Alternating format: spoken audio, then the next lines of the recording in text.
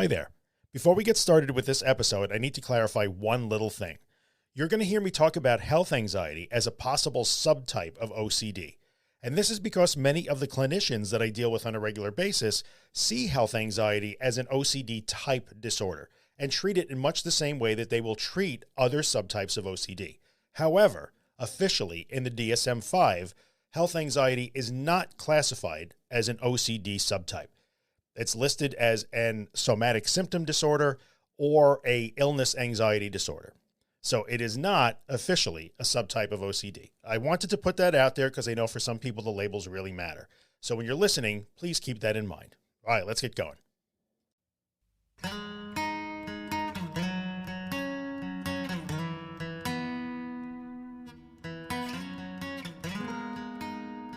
All right, let's talk about health anxiety, dudes and dudettes. Welcome back to The Anxious Truth. This is podcast episode number 149. Thanks for coming back and hanging out this week. I always appreciate your time and attention. So today we're going to talk about health anxiety. This is a topic that people have been asking me to talk about more and more lately, and I've become more and more interested in lately. If you'd asked me a year ago, I'd be like, oh, I don't want to get into that. But actually, I do want to get into that, and that's what we're going to do today. For those of you who came last week and listened to the GAD, the Generalized Anxiety Disorder episode, wow, thank you. Like, that episode clearly was probably the most popular one that I've ever done in the entire 6 years of this podcast, because it was the fastest episode to 5,000 listens. It took less than 24 hours for 5,000 of you to listen, which was amazing. And just a tremendous amount of feedback and interaction about that topic. So we're going to talk more about that down the road for sure. But today, health anxiety. Health anxiety, also known as hypochondria, hypochondriasis. So it's all the same thing. Those are older words, but health anxiety, hypochondriasis, hypochondria, health OCD, all the same thing, right? So in many circles, and I believe in the DSM, I'd have to look this up, but I think in the DSM, health anxiety is actually classified as a subtype of OCD, I believe, but I can check that. Either way, labels are labels, and it's okay. So let's start to talk about, let me touch on a thing first. One of the reasons why I'm talking about this is that when I wrote my book, which is called The Anxious Truth, I'll tell you about that later. Essentially, I wrote a course on how to recover from an anxiety disorder. And most of the examples and the specifics that I use in the book really focus on panic disorder and agoraphobia. So I get asked all the time, is your book good for GAD? Is your book good for health anxiety? Is your book good for OCD? So yes, I want to fully acknowledge that I did not spend enough time in that book talking about those things, including health anxiety. So I'm actually writing again, and I'm going to write a supplement. I'm writing another book that actually is a companion to The Anxious Truth that focuses specifically on those things. OCD, GAD, health anxiety, and some trauma. We're going to talk about trauma in the new book too. But anyway, so health anxiety does need to be talked about. And people say like, well, I don't have panic attacks. I have health anxiety. How does this apply to me? And that's what we're going to talk about today. So let's talk about what health anxiety is not first, and then we'll talk about what it is. And this gets confused quite often. So people who are dealing with things like panic disorder or agoraphobia, where panic and anxiety spikes is a regular part of the deal, and that's the big problem for them, is the panic itself. They become afraid of their bodies too. So if you are afraid of your anxiety symptoms, right? So when you experience high anxiety, fear, anxiety spikes, panic, and your body starts throwing symptoms at you, being afraid of those things because they represent some danger or some potential catastrophe is super common. That's just kind of part of the deal. But that's not health anxiety. So if you're afraid of your anxiety symptoms because you think that they mean some immediate danger right now, I'm going to have a heart attack, I might have a stroke, or it means I'm going to have a psychotic break or something like that, that's super common. So if you're afraid of your anxiety symptoms, that's to be expected, but that's not health anxiety, right? So it's a fine line, but a lot of people get confused. So people with panic disorder will start to say like, oh, I think I have health anxiety too, because I'm afraid of my heartbeat. But you're just afraid of your heartbeat in the context of it's an anxiety symptom and you think it means something is wrong right now. Whereas with health anxiety is actually an obsession with your health. That is one of the reasons why I guess it's classified as an OCD subtype, is it is an obsession, and your obsession becomes your health. Not always your health, could be the health of a loved one, a family member, a partner, even pets. I've known people who've had obsessions about the health of their pets. So you wind up with an obsession about your health in general. And that sort of floats around a little bit. People with health anxiety on the long term will be afraid of one particular disease, for instance, maybe for a while you're afraid or convinced that you're going to get cancer. And all of your obsession is on that, and your compulsions are based on looking for signs of cancer, symptoms of cancer, early warning signs of cancer. You're Googling, you're checking the internet, you're asking around, you're reading stories and articles about cancer. But then over time, for some reason, the cancer fear begins to fade, and then you start to worry that you're going to get a specific type of cancer, and then you might worry that you're going to get HIV. And then, we're still in the middle of a global pandemic. It's March 2021. So if you're listening years down the road, hey, remember COVID? So we're still in the middle of that right now, or hopefully we're in the tail end of that, I hope. But, a lot of people with health anxiety have latched onto COVID-19. They're afraid they're going to get COVID-19. So health anxiety is an obsession with your health and a worry about, a continuous obsessive worry about getting ill. Getting ill, what's going to happen if you get sick? How do you feel when you get sick? So there's kind of a short-term and near-term health anxiety, which is even if I get a cold or I get the flu or I get an ear infection or a sinus infection, or I have a stomach virus for a few days, that's a disaster. People with health anxiety cannot tolerate being ill in any way, right? It'll set off waves of anxiety and panic if they start to feel ill, even though they are aware that it's this, oh, I have the flu now, or I have just a stomach virus and it's going to go away in 2 days. Doesn't matter. It'll make them incredibly anxious. So they don't want to be ill, like garden variety ill, but they will also worry about these bigger health problems, either incapacitating diseases, chronic illnesses, degenerative diseases. Then that target will slide over time. Used to be afraid of cancer. Now I'm afraid of HIV. Then I'm afraid of COVID. Then I'm afraid of leukemia. Then I'm afraid of going blind. Then I'm afraid of Alzheimer's and dementia. So somebody with health anxiety will usually find that their target starts to, float around over time. But nonetheless, it is an obsession with health. The obsession is health. I'm worried about if I'm healthy today, will I get sick over the next couple of days and have to deal with that? Or am I going to develop some very serious life-threatening or life-changing disease over time? So that's the obsession. The obsession is about your health, right? And when you have an obsession, that obsession is then driven by compulsions. And the compulsions with health anxiety involve checking, right? So checking your body. How am I feeling now? Not the same as somebody with panic attacks does, or an agoraphobic does.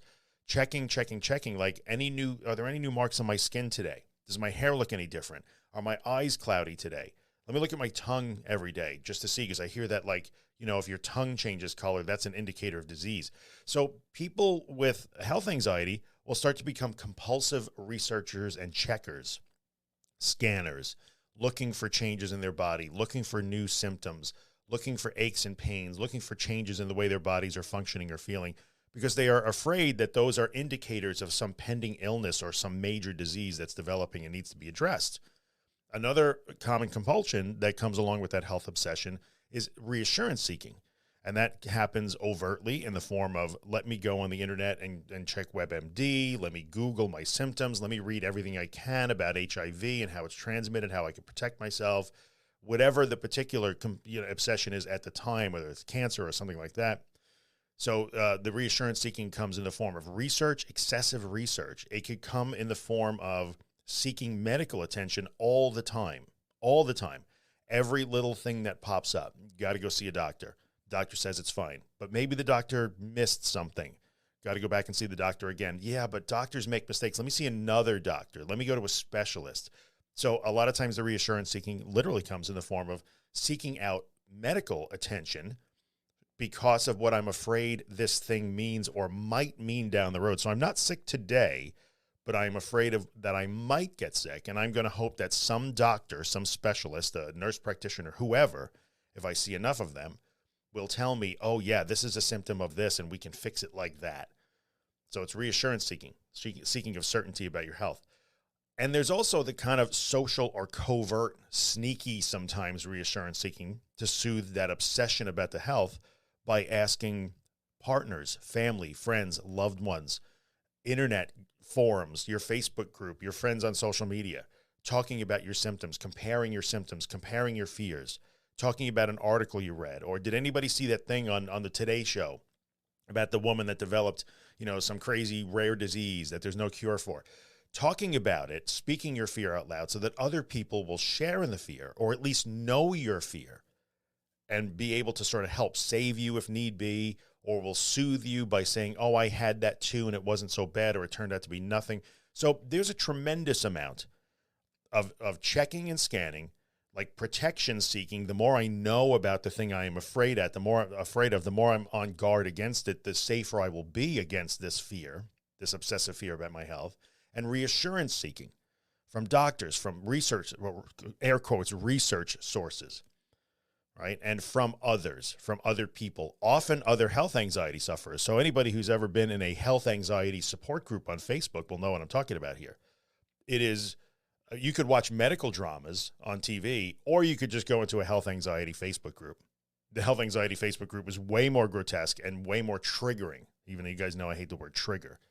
But yeah, it's all about, I'm afraid of this today. I'm afraid of that today. I'm afraid of this today. What are you afraid of today? Well, what's your new health fear? So that's what health anxiety is all about. Health anxiety is an obsession about your health or the health of a loved one, a family member, a partner, or the health of a pet, somebody important to you. And it drives these compulsions, these checking and safety reassurance seeking compulsions. And here's the deal. So just the same way that somebody, you hear me talk about people that have panic attacks all the time, right? Because that's usually the focus of what I'm talking about. But the point of this podcast and the point of the book that I'm writing is that the same principles of recovery apply. They apply to health anxiety as well. So when people with health anxiety ask me, well, I don't, what's my exposure? How does what you say, does this matter to me? Does this work for me? Will it work for my health anxiety, terrible health anxiety? The answer is yes. And the reason why the answer is yes is because the principles of recovery for most anxiety disorders are the same. You must intentionally stand in that discomfort and that fear, the uncertainty, the vulnerability, the anxiety, the panic, the fear. You have to stand in it to learn experientially that you can tolerate that and that the perceived threat is not real. So that's the same principles are the same. And I'm going to get around very shortly to how you'd apply that in the health anxiety. But the short answer is you apply it in reverse. So even though somebody with panic disorder or agoraphobia has to start doing specific things in order to address their disorder, you have to stop doing certain things. And so you create your discomfort when you stop doing things, whereas somebody who's having panic attacks creates their intentional discomfort by doing things that trigger panic, right? So here's the deal, though, with health anxiety. It is very resistant to, all the anxiety disorders are resistant to logic, right? So you cannot logic your way out of these things. So if you're dealing with health anxiety and you have for any amount of time, you know that it's not right. You know logically, intellectually, from a rational standpoint, your fear is irrational. But what fuels health anxiety is the fact that there is never a 100% guarantee that you won't be sick. So the reality of the universe is that any human being that is walking the planet today has a non-zero chance of being ill or having some disease. None of us has a 100% ironclad guarantee that we won't get cancer. My odds of contracting HIV are incredibly low, but they're not zero. They're just not. So no human being has a 0% chance of being ill.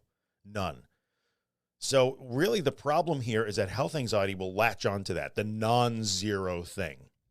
So somebody with health anxiety they're desperate to bring the odds that they will get ill or contract the disease that they're afraid of to zero. They are trying desperately all the time, the researching, the reassurance seeking, the checking, the scanning, the doctor visits, the Googling. It is all designed to try and bring the odds of becoming ill to zero. And you can never get there. No human being has a 0% chance of becoming ill. We get colds, we get the flu, we get ear infections, we get stomach viruses, we break bones, we get injured. So we get bad diseases or heart disease. We have heart disease. We have people wind up with Alzheimer's and dementia, and people wind up with cancer and HIV, and people have gotten COVID for the last year now. That is true. That's true. So if you're listening to me when you have health anxiety, you're like, oh, man, you might be freaking out right now. Drew, aren't you supposed to be telling me that it's going to be okay? Well, it is going to be okay. It is going to be okay. We're going to get to that. But the reality is what makes health anxiety sometimes so insidious is that the acknowledgement that it is true. None of us has a 100% guarantee that we will remain healthy at all times. I could get sick tomorrow. I don't know. It's possible. Maybe. Right? And so when you start to talk to somebody with health anxiety who wants help, the first resistance that you encounter is somebody will say, yeah, but but it could really happen. And if I don't check this thing, if I don't check my skin every day, then I might actually develop something on my skin. And if I don't check that, that could become a melanoma. And then if a doctor doesn't catch it fast enough, that could become, advanced cancer, and then I could die. And the answer to that is, yeah, that's true. That is true. But, everything in life, most of life is unknowable, uncertain, unsolvable. Most of life is, right? So, and we are bathing in that all day long. From the minute we're born to the minute that we die, we are bathing in uncertainty, unknowability, and unsolvability. And you are tolerating that. If you're a health anxiety sufferer, you are tolerating that in very large chunks of your life. You just are. So we were doing one of our Clubhouse Instagram live chats a couple of weeks ago, and Josh Fletcher brought that up. He said, if you get in a car any particular day, you are tolerating a tremendous amount of uncertainty when you get in a car. I mean, the odds are much higher that you're going to get in a car accident than you're going to get HIV, much higher. I mean, your lifestyle enters into that and that sort of stuff, of course. But the odds are much higher that you will be injured in an automobile accident than you will get the disease that you were worried that you're going to get, or that you'll contract a stomach virus and some horrible fate will result from this run-of-the-mill stomach virus. So you're okay with accepting that. We invest in the stock market.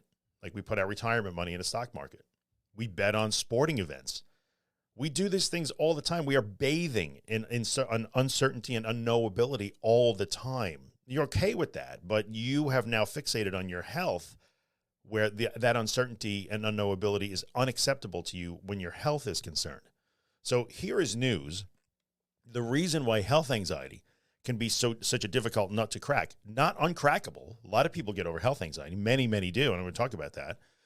But the reason, one of the things that makes it such a difficult nut to crack is that health anxiety is really has nothing to do with your health. So here's news. Health anxiety has nothing to do with cancer, HIV, COVID, stomach viruses, vomiting. It has nothing to do with that at all.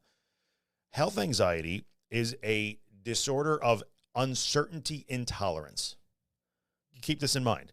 Your problem is that you are looking for a 0% chance. You are trying to drive the odds of becoming ill to 0, and you can't, because that's impossible. And you have decided you will not tolerate that, and you will continue to try to get to 0 and be frustrated and be anxious and afraid and consumed with this, because even though you know that you can't get the odds to 0, you're going to keep trying. So health anxiety is an uncertainty intolerance disorder. That's what health anxiety is. I am unwilling to tolerate the uncertainty surrounding my health. I'll be uncertain about a lot of things in life, but not my health. And if you try to point out the flaws in my logic related to my health, says the health anxiety sufferer, I will come back to you initially and say, yeah, but the odds are that I could possibly get sick. So for instance, a 29-year-old who is active with a healthy diet, has no markers for any kind of disease, is experiencing no impairment, no symptoms, runs 3 miles every day, does resistance training, eats great, does stress management, super healthy, the picture of modern health, who is gripped with health anxiety, will magnify their chances that when they see the world and they examine their health, they see it through a distorted lens. So like anything else, they see it as in a distorted lens that says, since the odds of getting sick are not 0, they're greater than 0, it is possible that I will get sick. I am going to take whatever those odds are. And statistically speaking, that person may only have a 8.2% chance of having some sort of health problem in the next 6 months. But since 8.2% is not 0, that gets magnified to 80% through the lens of irrational fear and obsessional fear, which is what health anxiety is, right? So when you are assessing the threat to your health, you are assessing it in a distorted, magnified, irrational way. And it's really hard to get somebody with health anxiety to accept that. Like, yes, you are correct. I cannot absolutely guarantee you that you have a 0% chance of getting ill. I cannot guarantee you that you will not get ill. And that happens when people seek medical reassurance. They go to a doctor and the doctor tells you you're okay today, But then you're fine, and then you get home, and the next day you're thinking, well, either he or she forgot something, or what about tomorrow? What about next week? What if it's something that they can't see yet, right? So again, all that uncertainty will creep back in and get magnified by your fear and distorted beyond all logical recognition or reality. And so when you're going to do that, the first obstacle for somebody with health anxiety is you have to have a bit of a come to Jesus meeting with yourself and say, okay, I understand that since the odds of me getting cancer, for instance, are more than zero, right? They are more than zero for all of us. Anybody walking the planet, you can't have 0% odds of getting sick. Since they're more than zero, then this is actually dangerous. And all of my rumination and my checking and my compulsions and my reassurance seeking and my checking my symptoms, that's all warranted. So I've had people say that to me, like, okay, Drew, I get it. Like, okay, that's fine. I know I'm very afraid of this, but that's dangerous. What you're telling me to do is actually dangerous. So you will, if you have health anxiety and you hear me tell somebody with panic disorder that they have to do the things that induce panic and stand in the panic, you'd be like, yeah, go do that, man. You could do that, and you'll root for your friend with panic disorder. But when you hear me say to you, the way out of your health anxiety is to accept that your fear is irrational and to stop doing all those safety-seeking behaviors, you will say, oh, no. I'm like, well, it's the same exact mechanism, because the person with panic disorder takes the odds of disaster because of a panic attack, which are damn close to zero, but I guess technically not zero, and magnifies it, so that they are sure that that panic attack is literally the end of the world. You know it's not, or you know that that person is exaggerating. You understand that that's an exaggerated, distorted view of a panic attack. But when it comes to your health or the health of your kids or your grandchildren or your partner, whoever's important to you, then the distortion, oh no, that's justified. So do you see the logic error here? You are convinced that what they are doing is illogical, but what you are doing is perfectly okay. Maybe not perfectly okay. You know that's a problem. But that's the first obstacle. Somebody with health anxiety has to accept that, like, oh, okay, hang on, I get it here. I see what you're doing. What you're going to tell me to do, and we're going to go through that now, what you're going to tell me to do seems ridiculous because it seems incredibly dangerous, Drew, for me not to go to the doctor. I could really have an early form of cancer. And if I don't check it, I could wind up dying. That's incredibly dangerous. I can't do that. But the first thing you're going to have to do is say, oh, you know why I'm saying that? Because I am magnifying the threat. I'm refusing to accept anything less than 0% odds, and then therefore I am magnifying anything that's more than zero, 1,000%. You have to understand that. So what do you do? Somebody with health anxiety will say, okay, then what's my plan, Drew? You tell me to make a recovery plan. What's my exposure? What's my exposure for health anxiety? Well, there's a couple of ways you can do that. The primary thing that you're really going to do is you have to sit down and say, okay, what are the things that I do when I get afraid that I have cancer? What are when I get afraid that I'm going to get a stomach virus? What are the things that I do when I'm afraid of my health, when I'm worried about my health? What things do I engage in? What checking behaviors? What reassurance seeking do I do? Who do I call? Do I keep speaking my fear? I want to tell everybody my symptoms. You know, I'm looking for all that stuff. What do I do? Write it all down. These are all the things that I do to try and make myself feel better and try and get to the magical 0% chance of getting sick.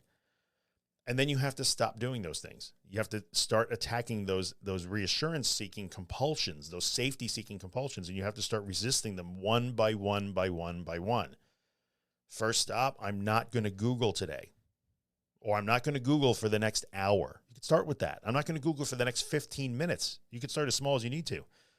That's your exposure. Your exposure is that, not doing. So earlier on in the episode, I said, while somebody with panic disorder or agoraphobia has to do things to induce the discomfort we need to learn from, you have to not do things. So you have to stop doing all that reassurance and safety behavior.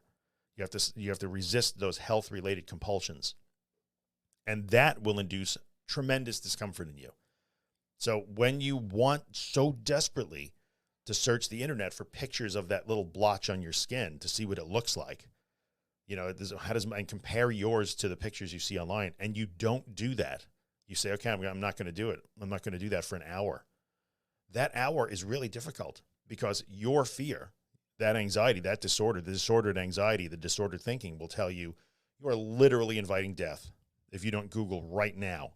And so that will make you incredibly uncomfortable. But that's kind of part of the deal.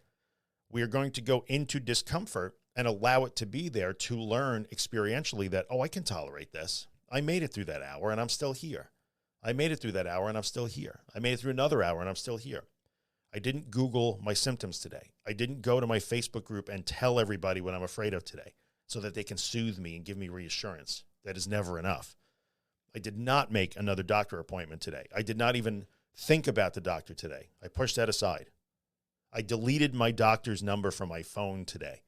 Like, those are the things that you will do. There's a zillion examples. I can't give you all the examples in a podcast episode, but you understand. You have to look at all the evasive and defensive maneuvers that you have in place to keep yourself safe from a health perspective, and you have to stop doing those. The other thing that you can do is you can actually do a few things too. So some people will watch medical shows, medical dramas, hospital, like ER and shows like that. You know, where you're literally watching that sort of stuff, or Discovery Channel or whatever. You know, you can go on YouTube and watch people have medical procedures. So there are ways to do that too, where you can intentionally start to expose yourself to the things that you fear. So no, you can't intentionally get HIV, but you can watch a documentary about HIV, but you have to know that this is going to make me, so when you do that though, that's kind of ERP-esque, right? So when you do that sort of stuff, which is good, you can do that. I'm going to watch 5 minutes of a documentary about HIV today. But when you do that, you cannot finish the documentary, the 5 minutes of documentary, be all worked up and then go hit the internet and start Googling and talking to people about HIV and trying to convince yourself that you won't get it. You're going to watch 5 minutes of the documentary to make yourself uncomfortable, and you're going to sit and tolerate that. Oh yeah, okay, I can do that. So here is kind of the secret sauce though, because people with health anxiety will say, okay, fine. But like a person that has a panic attack, you tell them to just, get through it and accept it, and it'll be over. It's over in 15, 20, even a half hour. If it takes them a half hour, whatever, but it's going to end. But if I do that today with my fear of cancer or my fear of COVID, that's today. I might still have it tomorrow, or it might take me 6 years to discover that I don't have cancer. And then even when I get to year 6, the clock could start again and I could have another 6-year developing cancer. So I'll never get over it. That's not true. That's not true.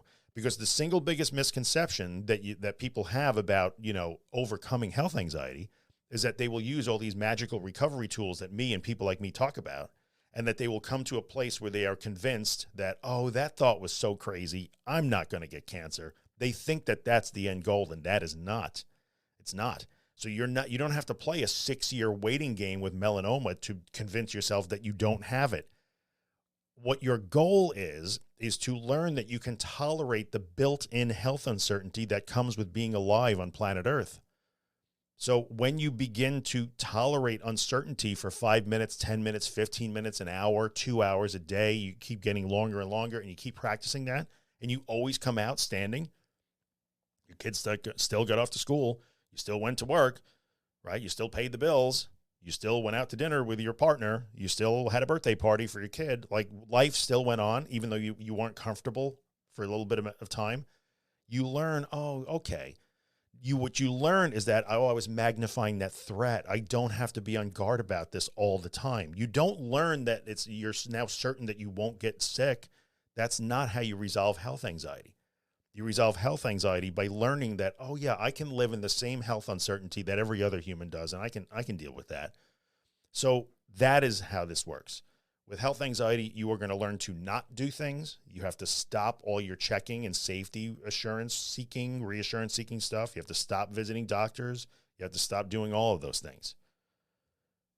And then that will make you super uncomfortable, but you have to tolerate that discomfort for longer and longer amounts of time. That's how you do it. You change health anxiety a minute at a time. You don't decide today to just change everything. I'm going to stop doing everything today, and that's it for the rest of my life. I will never Google a symptom. That's not realistic.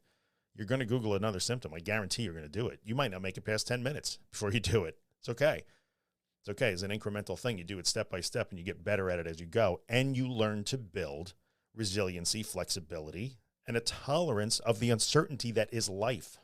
Like, you start to learn, basically what's happening here is you have put yourself in a special little prism where concerns about your health are not realistic. They're magnified beyond what all the other 6 billion of us have. We all have concerns about our health, but yours have been irrationally magnified. So when you conquer your health anxiety, you're breaking yourself out of that distortion, that distortion prism. And now you can see the threat the same way we do. Oh, okay. It's there, but it's a small threat. And there are things I can actually do to try and stay healthy, but I don't have to let that rule my life. That is the end goal when you're dealing with health anxiety. But you're going to have to be uncomfortable. You're going to have to do things that are scary for you. So that's why when people say, does this work? Does your book work for health anxiety? It does. But you're going to have to intentionally do hard work and scary things all the time in order to break yourself out of that irrational fear and to learn how to deal with it when it pops up. Okay? And like more accurately assess the threats to your health and tolerate the uncertainty that we all live in every day. That is the goal, and that is how you deal with health anxiety. That's how you do it. All right? So I don't know what else I can tell you about this. Some people will often say that the issue with health anxiety too is that there are so many different threats. New things keep coming up. And the answer to that is like, yeah, that new things do keep coming up. That's correct. But the deal here is you don't have to learn how to not be afraid of cancer and then learn to not be afraid of leukemia and then learn to not be afraid of COVID and then learn not to be afraid of stomach virus. When you learn one thing, you kind of learn it all. And yeah, it's a refining process over time, and it might take you a long time to get there. But you don't have to keep learning how to deal with 8 zillion new health threats. You don't. That's not a thing. You have to worry about that. Just the same way that the agoraphobic doesn't have to learn to go to the supermarket, the mall, the school, vacation, a cruise, a flight. When you learn one thing, it goes on to the other. It all kind of starts to meld together. So that is health anxiety in a nutshell. Does this stuff work for health anxiety? It does. You just have to know that you're not doing things. You're going to practice not doing things, and you're going to learn to tolerate the discomfort that happens when you stop doing things. And your plan is to sit down and sit there and actually have a little, be honest with yourself. And these are all the things that I do to try and keep myself safe from my health fear. Now I'm going to have to start resisting them one by one by one by one. That's your plan. And those are your exposures. And when you start to understand the principles of that, then you could start to add things like, I'm going to listen to medical podcasts, or I'm going to watch medical documentaries. And you could use those tools also. Some people have to do that. Some people don't. It's different. And, in terms of getting professional help for this, yes, always a good idea. And again, a therapist that specializes in treating anxiety disorders, really an OCD specialist, is probably the best suited to help you with your health anxiety, because it really is a form of OCD, and you're learning to resist compulsions. So the principles of ERP really apply there. Anyway, that is the deal with health anxiety. Hopefully I've answered all your questions. We'll talk about it more for sure going forward. I'm going to start to play you a little Afterglow, which is the outro music here by my buddy Ben Drake. You can find Ben at he has a shiny new website. You just go to bendrakemusic.com if you want to find Ben. The song is called Afterglow, and I always thank Ben for letting me use it. It's great. Check out my book. So does your book work for health anxiety? Yes, and the book is called The Anxious Truth, a step-by-step guide to understanding and overcoming panic, anxiety, and agoraphobia. You can find it on my website at theanxioustruth.com/recovery guide. Check it out. You can get a free sample. Chapter 1 is downloadable as a PDF or an MP3, whatever you decide. And you can check it out there. All the places to buy it are there. If you are reading the book and you are digging it, maybe take a minute and write me a review on Amazon. That would be greatly appreciated. And as always, if you are listening to the podcast on a platform like iTunes that lets you rate and review, take a second to leave a 5-star review, because the podcast is so worthy of 5 stars. Anyway, leave a review and then take a second and write a little review and a rating, because it helps other people find the podcast. And if you're getting help from it, they might get help from it too. And that's why I do this. All right, guys, thanks for coming by. Hope this has been helpful. I will see you next week. I don't know what next week's episode is. I got to look. But keep at it. Keep working at it, step by step, little by little. Remember, this is the way. No looking back or dwelling on the past. You know you'll never get another chance. So go and live your life. Yeah, yeah, yeah. Push through the pressure like an atom bomb. Keep on dancing like it's your last song.